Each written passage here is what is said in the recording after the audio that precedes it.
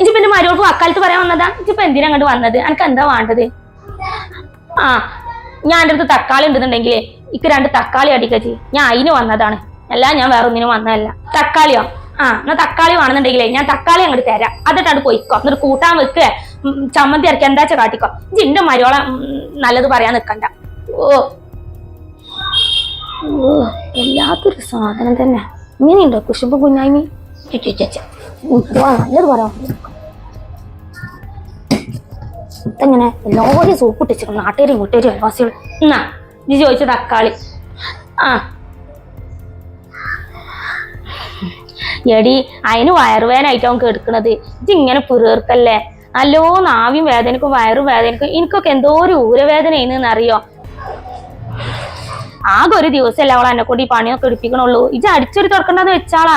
ഇജ്ജ് ആകും കൊല്ലാണ്ട് അടിച്ചൊരിട്ടാളാ. നാളെ ഓള് തുടച്ചോളും വെക്കണമായിരിക്ക്. ഇന്റെ മരുമോളെ നല്ല ഗുണം പറഞ്ഞാണ്ടേ ഇന്നെ അങ്ങോട്ട് സുഖിച്ച് സോപ്പ് ഇടണ്ട. അല്ലെങ്കിലോ PS സോപ്പ് ഇട്ടേ ഞാൻ ദിവസം കുളിക്കണ്ട്. ഇജ്ജ് അങ്ങോട്ട് ചെല്ലാൻ നോക്ക്. ഓ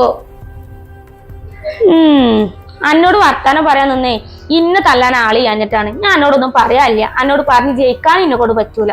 വല്ലാത്തൊരു സാധനം തന്നെ ഏട്ടച്ചി. ഞാൻ പോവാണ്. ഓ എന്താണ് ഒരു സുഖിച്ച് പച്ചില്. എല്ലാ ദിവസവും ഞാൻ തന്നെ ഈ വീട്ടില് പണിയെടുക്കല്. ഒരു ദിവസം വൈകാതെ പോലും ഇവിടെ കൊടുക്കാൻ പറ്റൂല. നശിച്ച് തള്ള. എല്ലാവരും ഇങ്ങനെ സോപ്പിട്ട് കയ്യിലാക്കാൻ അതിന് നിന്റെ മരുവൾക്ക് മാത്രം പറ്റും. അതിന് നല്ല മിടുക്കാണ്.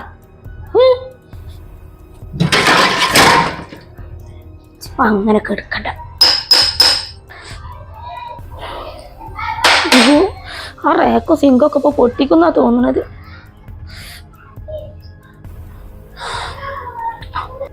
ഇമ്മങ്ങൾ എന്തിനമ്മ ഈ സിങ്കിൽ ഇങ്ങനെ വെച്ച് പാത്രം ഇങ്ങനെ കുത്തുന്നത്? അത് കേടുവരും. ഇത് കണ്ടീനാ ഞാൻ പാത്രങ്ങൾ ഇട്ടുങ്ങാണ്ട് കുത്തുന്നത്? പാത്രം മോറുമ്പോ സിങ്കിലിട്ടുങ്ങാണ്ട് ഒച്ചപ്പാടും തട്ടലും മുട്ടലും ഒക്കെ ഉണ്ടാവും. അല്ലാതെ ഒച്ചപ്പാടില്ലാതെ എങ്ങനെ പാത്രം മോറല്? നിങ്ങളിങ്ങോട്ട് നിക്കി, ഞാൻ ചെയ്തോളാം പണിയൊക്കെ. ഞാൻ മോറിക്കൊണ്ട്. ഇജ്ജ് മോറണെങ്കി മോറിക്കോ.